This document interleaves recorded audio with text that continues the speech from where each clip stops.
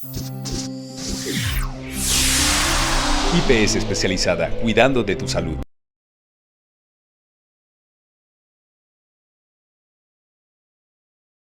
Muy buena tarde para todos. Bienvenidos a una nueva sesión educativa en la cohorte de psoriasis de IPS especializada. Soy Helber Pardo, médico administrativo de la cohorte. Y bueno, es un placer volver a estar aquí con ustedes en una nueva sesión, en un nuevo evento educativo.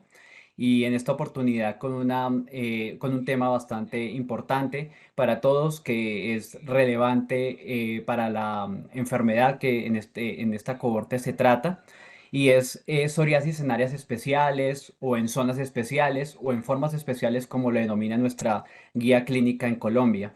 Y es que la psoriasis, pues ya sabemos, ¿cierto?, que es una enfermedad inflamatoria, crónica, compleja en sí y que en donde inciden pues diferentes factores ambientales, genéticos, ¿cierto?, que pues dan lugar a esa alteración en la diferenciación y crecimiento como tal de las células de la piel, de los queratinocitos. Clínicamente también sabemos que es una enfermedad que presenta diferentes formas, es decir, que es heterogénea y que puede tener diferentes grados de severidad y pues afectar diferentes zonas importantes de nuestro cuerpo. Em, Parte, digamos, de esas zonas, ¿no?, que cobran especial relevancia, pues está la zona, por ejemplo, la zona facial, ¿no?, la zona del cuero cabelludo, eh, la zona retroauricular o esas zonas de las uñas, del lecho ungueal o de los pliegues, ¿no? En donde por esa constante fricción, rozamiento, pueden haber incluso otras infecciones asociadas como hongos, bacterias, ¿cierto? Que también suelen ser un reto para el profesional que está valorando estas lesiones. Por esta razón, pues el día de hoy nos acompaña nuevamente, ya por ustedes seguramente muy conocido, el doctor Alejandro Hurtado. Él es dermatólogo de la cohorte de psoriasis para el eje cafetero, es decir, para Manizales, Armenia, Pereira. Seguramente los pacientes que se conectan desde esta zona lo reconocen ya. Y pues ya nos acompañan en otras oportunidades para tratar de dilucidar un poquito más este tema. Él es médico de la Universidad Javeriana, dermatólogo de la Universidad CES, y el día de hoy, pues, promete otra vez brindarnos parte de su experiencia, de su conocimiento en cuanto a estas áreas especiales que siempre generan un reto importante a nivel clínico y también en cuanto al tratamiento para el paciente, ¿no? Y que en realidad, pues, logre bajar un poquito la ansiedad que se puede presentar en el paciente cuando tiene unas lesiones que son de difícil control, pese a pues, que tenga uno de los mejores tratamientos, por ejemplo, que se pueda ofrecer para la enfermedad. Así que, doctor Alejandro, bienvenido. Muchísimas gracias nuevamente por aceptar esta invitación y a todos los pacientes, pues una vez más, bienvenidos a esta sesión educativa. Hola, buenas tardes a todos. Muchas gracias por esta invitación para hablar de este tema tan interesante que nos genera tantas preguntas, pero que a la vez le hemos encontrado tantas respuestas. Y bueno, no, me encanta que esta tarde la dediquemos a conversar de este tema y que podamos ser lo más claro posible para resolver las preguntas y dudas que los asistentes tengan. Claro que sí, doctor. Si gusta, entonces ya dejo de compartir pantalla para que pueda proyectar su presentación. Recordamos a todos nuestros pacientes, por favor, pues cualquier duda, cualquier inquietud, comenzamos con nuestro dermatólogo, por favor, pueden dejar todas sus inquietudes en el chat, y con mucho gusto al final de la presentación, pues tendremos la oportunidad de leer y de retroalimentar esas preguntas que ustedes tengan en relación al tema. Bueno, entonces, doctor, adelante. Muchas gracias. Ahí se ve bien la pantalla, está bien compartida. Ahí la estamos viendo perfecto, doctor. Bueno, perfecto. Nosotros quisimos titular esta charla como Psoriasis en áreas especiales, un reto clínico, porque es la mejor descripción que nos trae la afectación de las áreas especiales y es un reto para nosotros los dermatólogos, hablo pues desde mi campo, porque las áreas especiales no es fácil desde el inicio, es decir, desde el diagnóstico hasta el tratamiento, que son afectaciones que ya vamos a ver a continuación se pueden confundir con otras enfermedades de la piel, muchas veces no se trata igual que las otras formas de psoriasis y en algunas ocasiones puede generar mayor dificultad a la hora de que estas áreas respondan como si pueden responder de mejor manera a otras. Entonces, antes de empezar, vamos a hacer, bueno, el contenido de esta charla es sencillo, vamos a hablar unas pequeñas generalidades de la psoriasis para entrar en contexto, vamos a tocar las áreas especiales que vamos a ver que son varias y al final vamos a hacer unas conclusiones que quiero que nos llevemos a casa hoy. Primero vamos a hablar estas pequeñas generalidades de la psoriasis para entrar en contexto.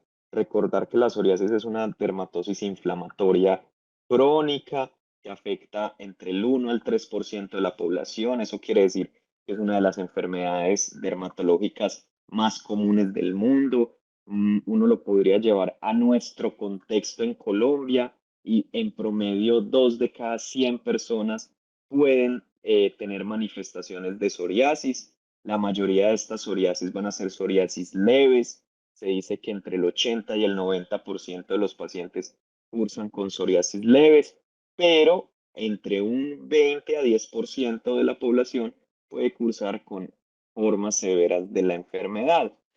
Recordar que la forma más común de la psoriasis es la famosa psoriasis vulgar.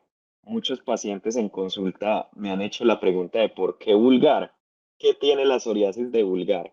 Y resulta que vulgar es una palabra que usamos en medicina que significa común, es decir, es la forma más común de psoriasis.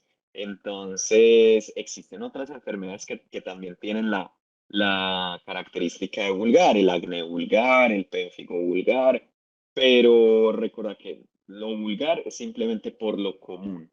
Entonces es la forma más común, afecta las zonas de las regiones extensoras, como por ejemplo la espalda, los codos, las rodillas, los nudillos. Estas zonas extensoras es lo más común y se caracterizan por estas placas gruesas, rojas y escamativas que son tan características de la psoriasis. Sin embargo, hay otras formas de psoriasis, como por ejemplo la también muy famosa psoriasis en gotas, que no es nada más y nada menos que la misma psoriasis vulgar, pero que se manifiesta con pequeñitas placas que parecen gotas, también la llaman psoriasis gutata, eh, que hace parte del mismo espectro de la enfermedad de la psoriasis vulgar. Sin embargo, la han separado en otro capítulo, por llamar así, porque su tratamiento puede cambiar en algunas cosas.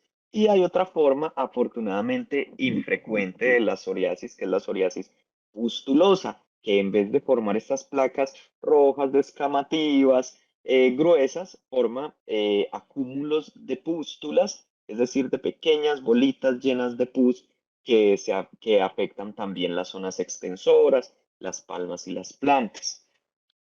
Fuera de estas formas, llamémoslas como clásicas de psoriasis, entonces vamos a entrar primero en qué son las áreas especiales. Entonces, las áreas especiales son estas áreas del cuerpo, ya vamos a mencionar cuáles, que nos generan lo siguiente. Esto es lo que las hace especiales. Primero, que cuando son afectadas pueden generar una mayor afectación en la calidad de vida. ¿Por qué?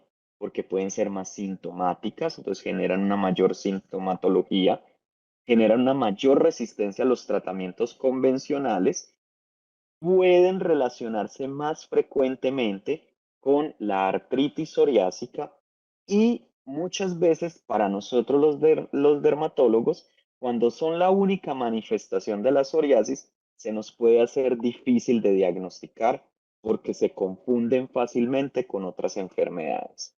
Entonces, el área especial más común, más frecuente y que mayor conocemos de estas áreas especiales es la famosa psoriasis del cuero cabelludo.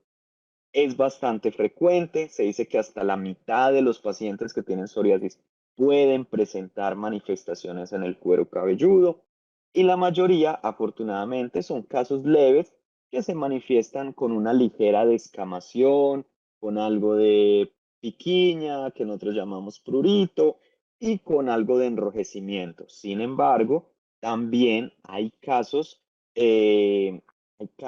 más severos donde, como vemos en las fotos, producen unas grandes placas gruesas que pueden ser muy sintomáticas, generar mucha piquiña, dolor, dificultad a la hora de bañarse, de peinarse, y que además, cuando son la única manifestación, puede ser difícil de diagnosticar porque se confunde con otras condiciones muy comunes, de lo que nosotros llamamos diagnósticos diferenciales, que son las enfermedades que se pueden parecer. La más frecuente de ellas es la famosa dermatitis seborreica, que es la caspa común, la dermatitis que muchos tenemos del cuero cabelludo y de la cara. También la tiña capitis, que es un hongo que suele dar en el cuero cabelludo, mucho más frecuente en los niños que en los adultos. Eh, y la pediculosis capitis, que son las famosas liendras, las liendras y los piojos. Resulta que muchas veces las liendras pueden ser tan abundantes que pueden simular la descamación de una psoriasis y puede pasarse por alto en estos casos. Eh, los tratamientos, vamos a hablar en esta charla, yo me voy a centrar en los tratamientos dirigidos a la piel, es decir, lo que uno puede exponer directamente de tratamiento. Cuando uno tiene psoriasis del cuero cabelludo, resulta que no es fácil la aplicación ni untarse las cremas y los ungüentos comunes y corrientes que normalmente utilizamos. Entonces, para esto se han inventado los mismos medicamentos que vienen en vehículos especiales. Entonces, encontramos lociones, encontramos geles, encontramos los champús, que son, digamos, como nuestras herramientas de primera línea para tratar estas afectaciones del cuero cabelludo. Muy bien lo sabemos que la aplicación de cremas y de ungüentos en el cuero cabelludo es difícil porque es incómodo, porque puede no penetrar hasta el cuero cabelludo cuando los pacientes tienen mucho pelo o el pelo largo. Entonces nos tenemos que apoyar de estas soluciones más acuosas y más líquidas para poder tratar estas zonas. Otra es la famosa psoriasis facial o la psoriasis que afecta la cara y resulta que es mucho más frecuente de lo que nosotros no lo imaginamos. Cuando yo estaba haciendo la especialización, a nosotros nos enseñaban, digamos, como una receta de cocina que decía, la psoriasis no afecta la cara, la dermatitis sí. Y esa es una forma como de reconocerlas. Pues resulta que esa receta no es tan real. Esa receta tiene, como todo en la vida, su excepción. Cerca del 20% de los pacientes que tienen psoriasis pueden tener manifestaciones en cara. Y la mayoría de estos casos se presentan en personas que tienen formas severas de la enfermedad. Es decir, o que no responden a los tratamientos habituales o que tienen grandes extensiones de compromiso de las placas. Estas son las personas que más suelen afectarse en la cara. Resulta que con la dermatosis, con la psoriasis facial, tenemos nosotros los dermatólogos un inconveniente y es que la mayoría de medicamentos tópicos que utilizamos para el tratamiento de la psoriasis en cara están contraindicados. Posiblemente sus dermatólogos tratantes les habrán dicho, esta cremita que te voy a mandar, prohibida aplicársela en la cara, prohibida del cuello hacia arriba, porque la piel de la cara tiene unas condiciones, una anatomía y una fisiología muy especial. Es una piel muy sensible, es una piel muy delgada, donde muchos de estos tratamientos pueden ser bastante potentes y presentar muchos efectos adversos. Entonces, cuando tenemos pacientes que tienen manifestaciones de la cara, tenemos que hacer una nueva formulación y unos cambios a la hora de tratarlo para evitar esos posibles efectos adversos que los tratamientos convencionales tienen en la piel de la cara. Entonces eso es un inconveniente para nosotros. Además, como vimos también en la psoriasis del cuero cabelludo, puede confundirse con otras enfermedades de la piel que afecta característicamente la cara, que además pueden ser mucho más comunes que esta. Por ejemplo, vuelve y juega la dermatitis seborreica, que es esta famosa dermatitis que nos da mucho en el cuero cabelludo y en la zona central de la cara, que se manifiesta con este enrojecimiento y esta descamación principalmente en las zonas de las cejas y los surcos aquí al lado de la nariz. La rosácea, bastante frecuente también en nuestro medio, que es el enrojecimiento facial, principalmente de la zona de los pómulos, que suele también empeorarse por épocas de calor, con la sudoración, con el ejercicio, y que representan a los pacientes una gran hipersensibilidad de la cara. O también otra, que es el famoso lupus cutáneo, que es este enrojecimiento de los pómulos y el dorso de la nariz, que lo conocemos popularmente porque en los libros sale descrito como el eritema en alas de mariposa, como si uno tuviera una mariposita posada sobre el centro de la cara. Entonces, siempre que algún paciente tiene estas manifestaciones en cara, resulta que hay enfermedades aún mucho más comunes que la psoriasis en la cara y eso nos hace ser muy cuidadosos a la hora de hacer el diagnóstico. En el tratamiento, nosotros nos apoyamos de medicamentos que suelen ser mucho más suaves que los que utilizamos normalmente para la psoriasis. Entonces, por ejemplo, algunos que yo utilizo frecuentemente, que es la hidrocortisona, la desonida y el cromus, que son medicamentos mucho más suaves para la piel de la cara, no tienen tantos efectos adversos y contraindicaciones como los que usualmente utilizamos y pueden responder de manera más segura. Sin embargo, hay que tener en cuenta que estamos sacrificando potencia por seguridad. Entonces, por hacer un tratamiento más seguro, también corremos el riesgo de que el tratamiento no sea tan eficaz. Sin embargo, el principio del tratamiento sobre nosotros es primero que sea seguro, después que sea eficaz. Entonces, hay veces nos toca poner eso en la balanza. Un tratamiento más seguro, pero menos eficaz. Y este del caso de la psoriasis facial es un muy buen ejemplo. Otra forma de la psoriasis especial, y esta puede ser, llamémosla como la más famosa de la psoriasis en áreas especiales, es la psoriasis inversa. ¿Por qué es tan famosa? ¿Por qué es tan mencionada? ¿Por qué la leemos tanto en los libros y en los artículos que escriben sobre psoriasis? Porque, como dice su nombre, psoriasis inversa, es la forma contraria a como nos enseñaron clásicamente la psoriasis. La psoriasis principalmente afecta las zonas extensoras y esta es una que afecta las zonas flexoras, es decir, los pliegues, donde la piel se une con la piel y eso hace que los pliegues tengan también unas características muy especiales a la hora de revisar la piel.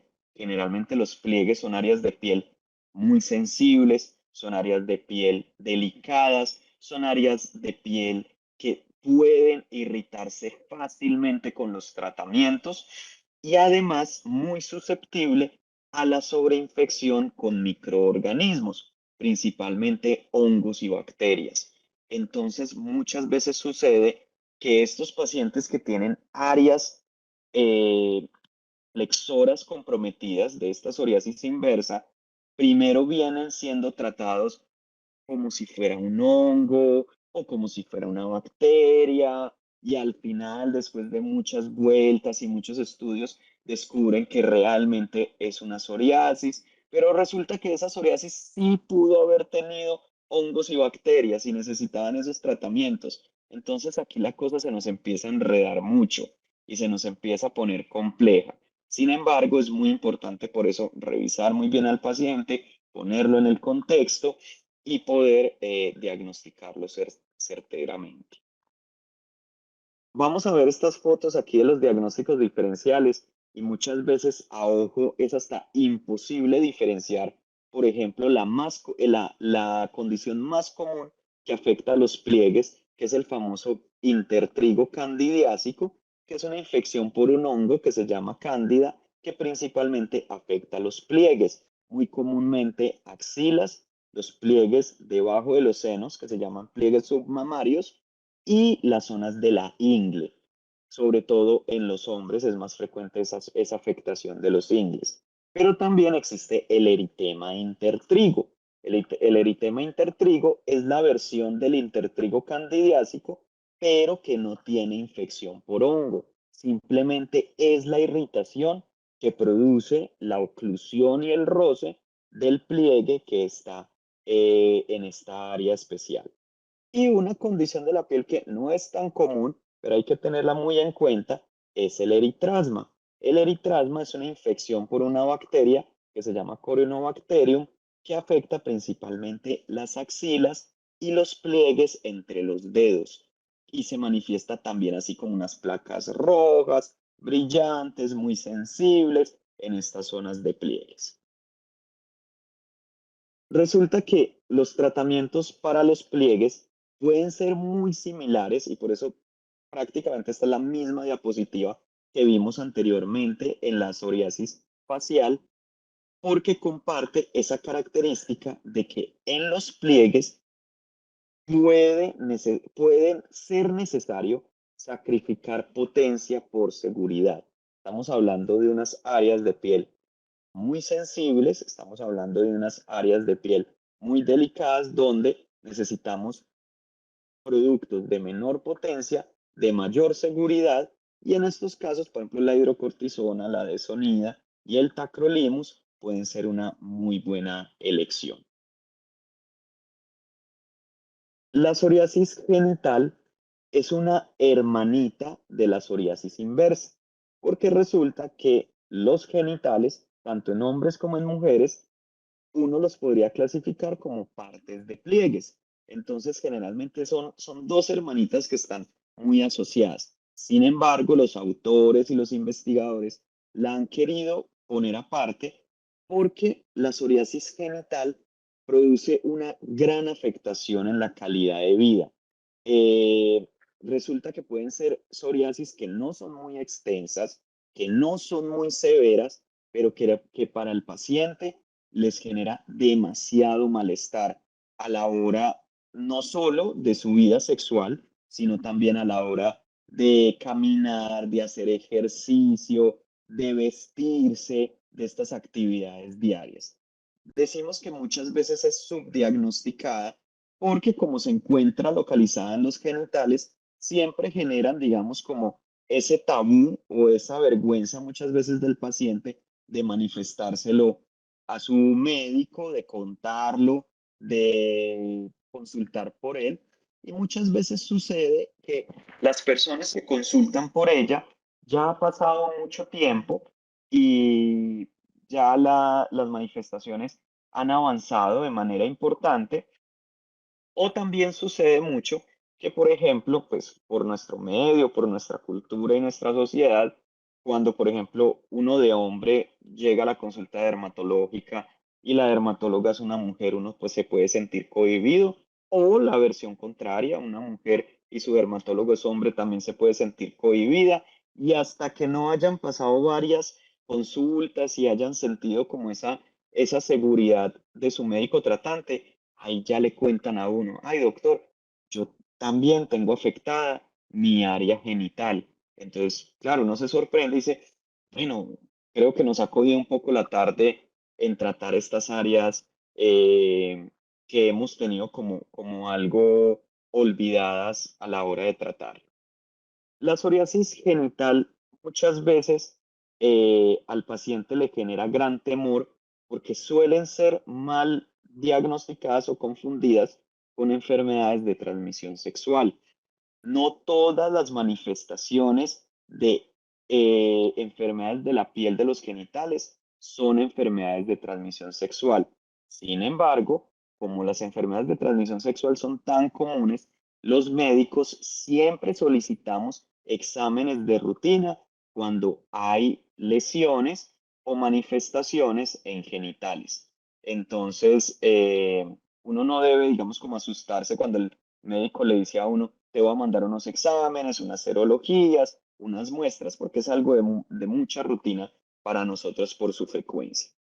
La psoriasis en la área genital siempre es bueno diferenciarlas, por ejemplo, de la tiña cruris, este primero que vemos a mano izquierda, que es un hongo que afecta la zona genital y la zona, sobre todo inguinal, por el calor, el sudor, la fricción, mucho más frecuente en nosotros los hombres por la presencia del escroto, que es la bolsa donde están los testículos, que esa bolsita en contacto con la ingle produce mucho roce, mucha fricción y mucho sudor, sobre todo en personas que tienen actividades físicas. También hay que diferenciarlo de algunas enfermedades de transmisión sexual, por ejemplo, el chancro sifilítico, una de las manifestaciones de la sífilis, que produce estas placas rojas, ulceradas en cualquier zona de los genitales. Y la balanitis, que es una enfermedad muy frecuente, sobre todo en los hombres, que es una infección por un honguito que ya vimos que se llama cándida, que produce una gran irritación de la zona del prepucio y del glande. Sin embargo, a las mujeres también pueden tener infecciones por esta cándida. En el caso de ellas no se llama balanitis, sino que produce una vaginitis. La otra forma en área de afectación en áreas especiales es la psoriasis palmoplantar. Para nosotros los dermatólogos puede ser, llamémoslo así coloquialmente, como la más temida por varias razones, no porque sea peligrosa ni grave, sino porque primero es de las más difíciles de diagnosticar. Resulta que en palmas y plantas existen más de 50 enfermedades que a ojo son irreconocibles por su gran similitud entre las manifestaciones. Pero resulta que para las biopsias también puede ser bastante difícil de diagnosticar y diferenciar entre unas y otras. Por eso es que son tan difíciles de diagnosticar. Resulta que la piel de las palmas y de las plantas también tienen unas características especiales. Como ahorita vimos en cara y en pliegues, que la piel es delgada y es muy sensible y es bastante delicada, en las palmas y en las plantas pasa todo lo contrario. Es una piel gruesa, es una piel bastante resistente, es una piel, digamos, que tiene unas características muy especiales para que aguante la fricción, el peso y la actividad física, y eso hace que sea muy resistente a los tratamientos convencionales. Entonces, muchos de estos medicamentos no tienen una buena penetrancia ni una buena adhesión a estas áreas de piel gruesa. Como las palmas y las plantas hacen parte de nuestro diario vivir para caminar, para coger las cosas, para apoyarse y para hacer nuestras actividades, son áreas que cuando se afectan son muy sintomáticas e incluso son incapacitantes. Y hemos tenido casos de pacientes con una gran afectación de palmas y plantas que se ven bastante afectados a la hora de hacer sus actividades laborales. Y para las empresas y para sus trabajos pueden llegar a ser bastante incómodos estarse incapacitando frecuentemente o no cumplir con sus labores apropiadamente. Los diagnósticos diferenciales más importantes a la hora de la psoriasis palmoplantar, uno es la tiña pedis, muy famosa, que es ese honguito que nos da entre los dedos de los pies, que también puede afectar la planta, el famoso pie de atleta. También las dermatitis de contacto, que son las alergias que nos suelen dar en los pies, muy común por el contacto con los materiales de los zapatos a los cuales podemos desarrollar alergias. Y las famosas queratodermias. Las queratodermias, las queratodermias son unas enfermedades genéticas o adquiridas que se caracterizan por el engrosamiento de la piel de las palmas y las plantas. Los tratamientos dirigidos a la piel siempre en las áreas de palmas y plantas tienen que ser fuertes y tienen que ser potentes. Para eso utilizamos, si por ejemplo en el cuero cabelludo utilizábamos formas líquidas y ligeras de los medicamentos, en este tiene que ser todo lo contrario, formas cremosas, formas espesas. Para eso utilizamos las cremas, los ungüentos que son espesos, que son humectantes, que nos ayudan a que el medicamento tenga una mayor absorción y una mayor penetrancia. Aquí no nos podemos poner a utilizar medicamentos de baja potencia, ni que sean de vehículos muy ligeros, porque no van a tener ninguna eficacia. Y algo del que nos apoyamos en algunas veces es de la famosa fototerapia, que es esta exposición a luz ultravioleta.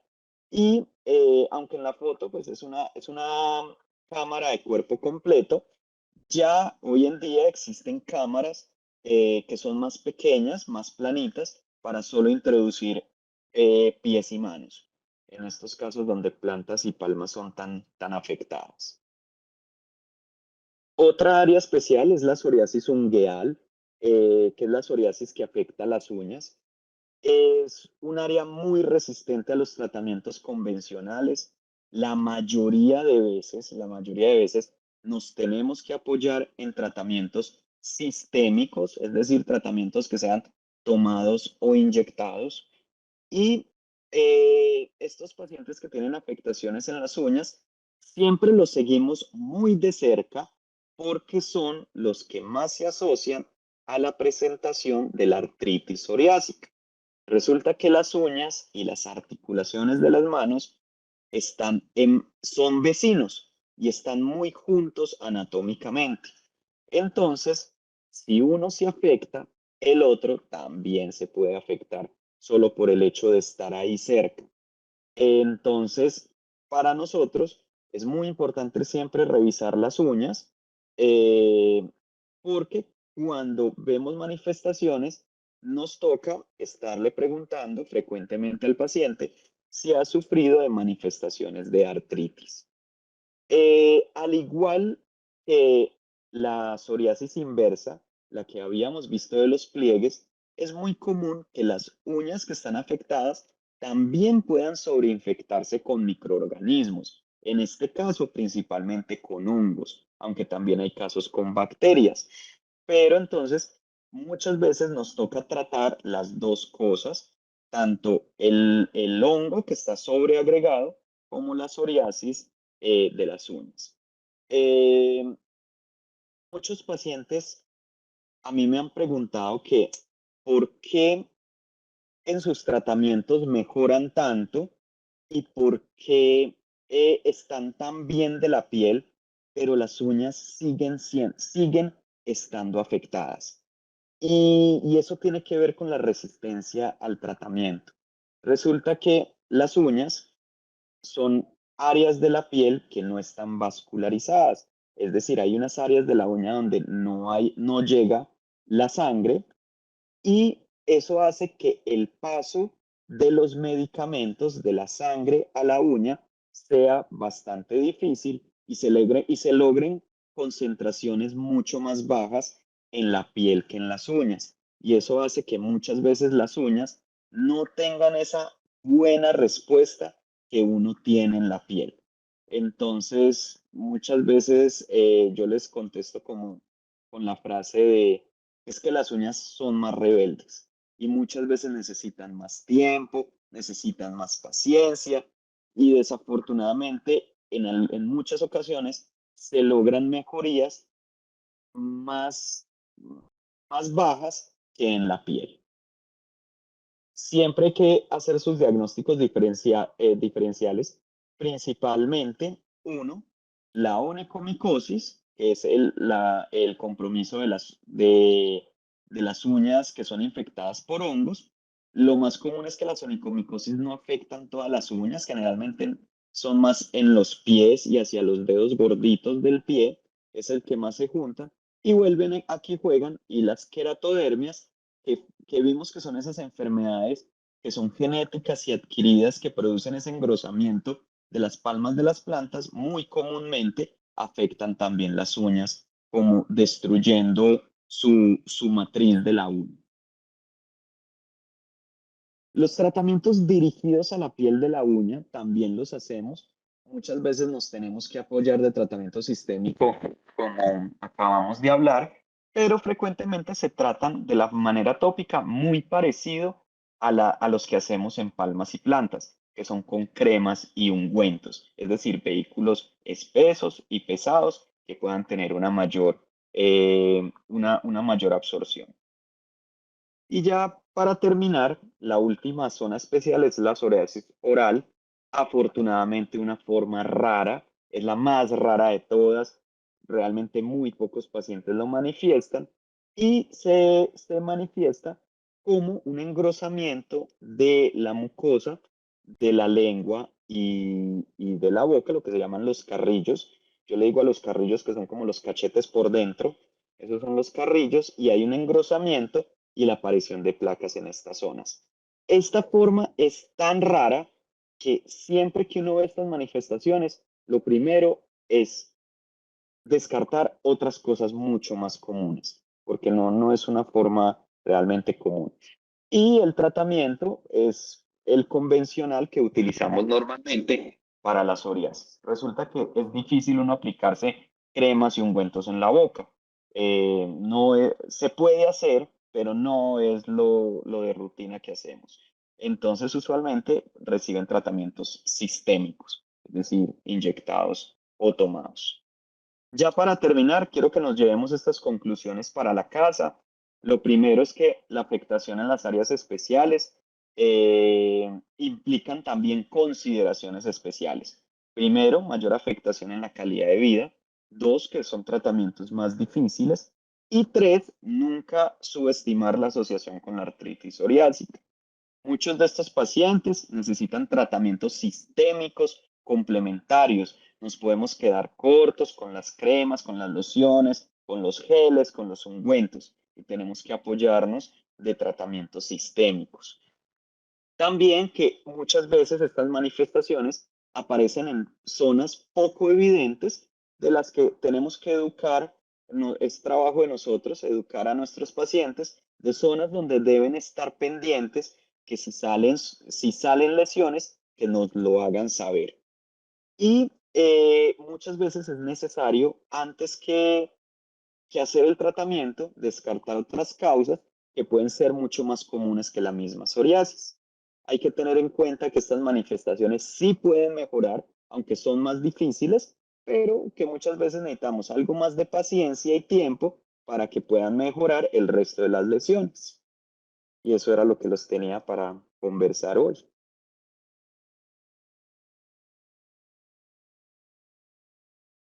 Vale, doctor, pues muchísimas gracias. Creo que es una muy interesante sesión, una información bastante importante para los pacientes que a esta hora están conectados y que seguramente, pues, muchos de ellos se pueden sentir identificados con las lesiones que presentan en las diferentes zonas del cuerpo. Eh, bueno, yo veía que en algún momento la señora Amparo López levantó la mano. De pronto, si podemos brindarle la palabra, porque no vi que nos dejaran nada, digamos, por el chat. Pero si de pronto la señora tiene alguna inquietud, pues con mucho gusto, o alguna pregunta, pues con mucho gusto estamos acá para resolverla. Mientras que nos colaboran con de pronto con el audio de ella, yo tenía, Doc, la pregunta de pronto en relación a qué tan recomendable es el uso de aceites de baño o de jabones como específicos para psoriasis. En el caso de estas zonas, por ejemplo, de estas lesiones en pliegues, ¿no? ¿Qué tan beneficioso sería? Bueno, las recomendaciones en estas áreas sensibles como son los pliegues no son muy diferentes a las recomendaciones que les damos a los pacientes que sin psoriasis tienen también piel sensible. Ujú. Entonces, las que yo personalmente siempre le doy a mis pacientes que tienen estas manifestaciones es, uno, baños cortos, menos de 10 minutos. Dos, evitar que el agua o sea muy caliente o sea muy fría. Tanto el agua muy caliente como fría puede aumentar la irritación. Tres, perdón, limitar mucho el uso del jabón. A nosotros nos hicieron mucho daño, digo yo, nuestras abuelas y mamás, enseñándonos a bañar, enjabonándonos del pelo a los pies. El jabón reseca, el jabón irrita y realmente el jabón es un limpiador para las áreas donde el sudor puede tener mal olor, que son las axilas, los genitales y los pies.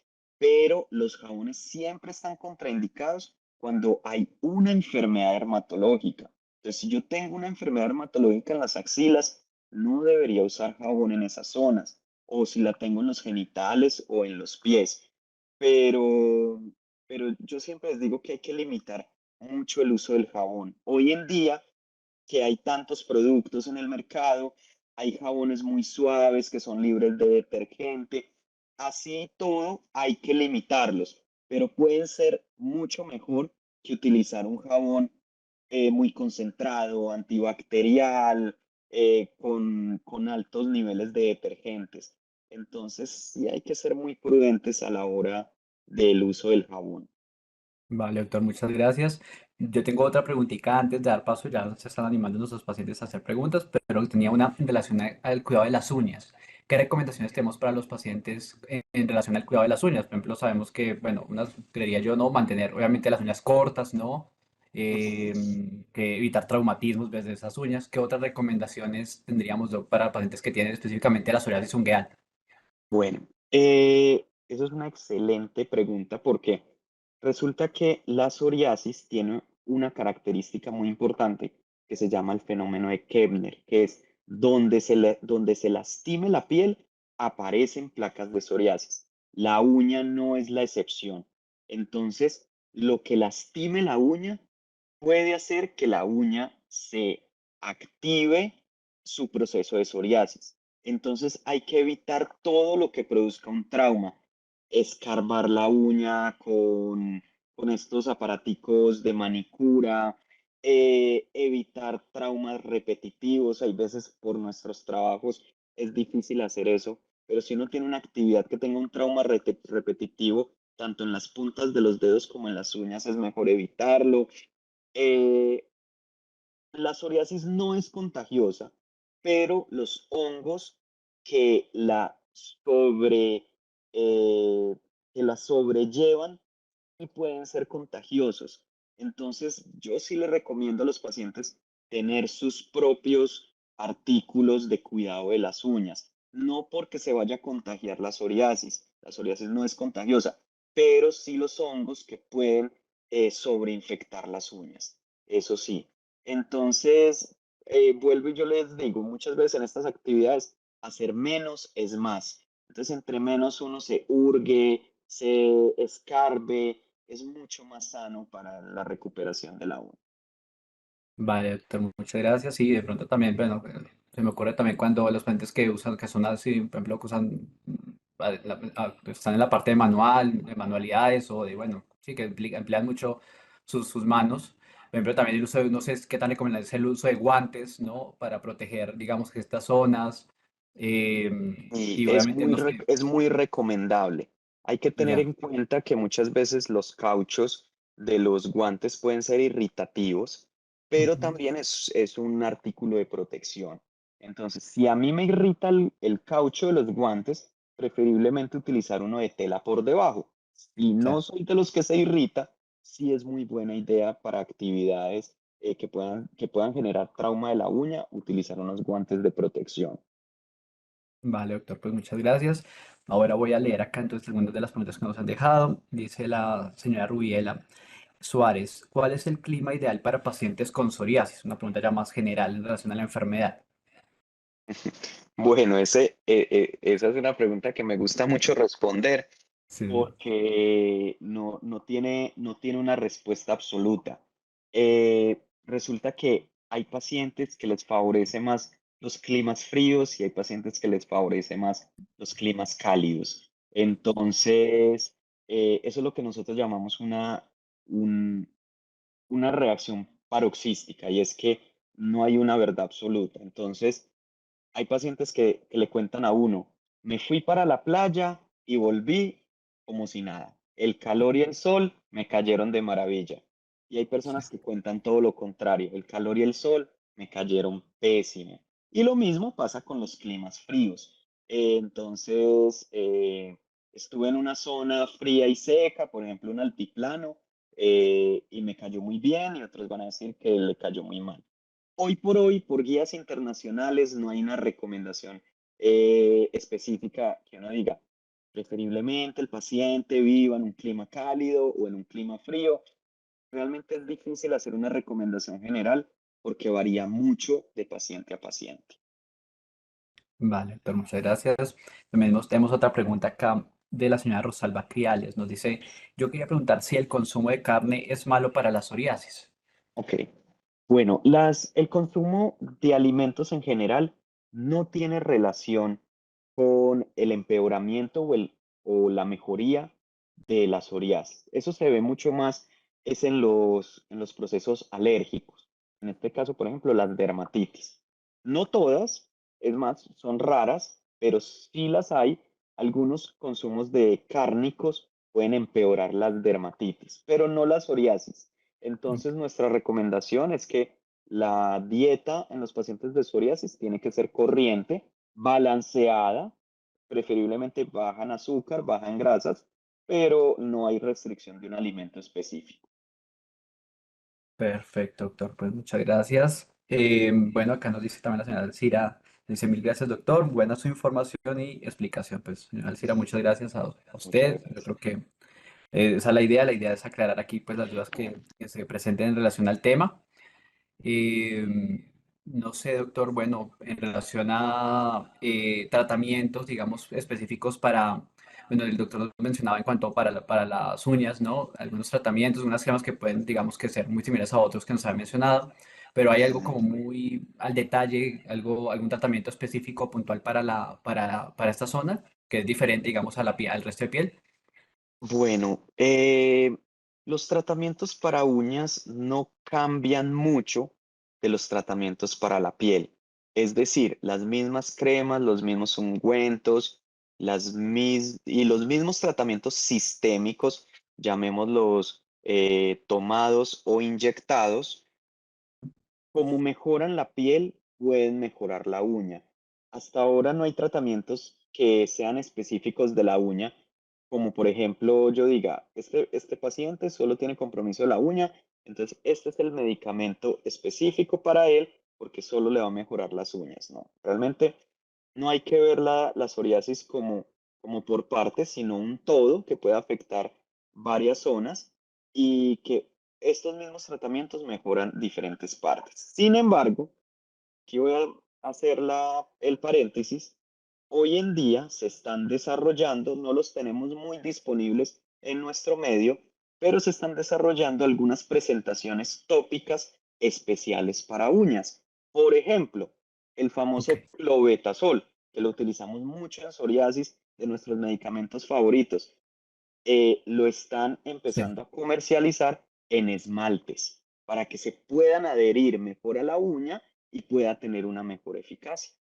Entonces, digamos que la respuesta es no, pero sí algo se está desarrollando específico para esto. Wow, qué interesante. Seguramente la industria farmacéutica nos va a seguir sorprendiendo con los productos ya, exacto, Ujú, más puntuales para las zonas, ¿no? Bueno, sí. doctora, acá hay otra pregunta que nos dice, por favor, tratamiento para el cuero cabelludo. Pues bueno, ya el doctor había mencionado algunos productos, pero hay una paciente que la señora Alcira digamos, nos pide como enfatizar un poquito más en esa parte del tratamiento en cuero cabelludo, que nos Ujú. comentaba el doctor, pues que era una zona sensible también, ¿no? Sí, bueno, el tratamiento para el cuero cabelludo, hoy en día sí disponemos de más arsenal, entonces disponemos, por ejemplo, de los esteroides tópicos en formas de loción capilar, que tienen una muy buena penetrancia en cuero cabelludo. También contamos de los geles, por ejemplo, hay uno que utilizamos mucho, que es el calcipotriol con betametasona en gel, también muy utilizado, que tiene una buena adherencia.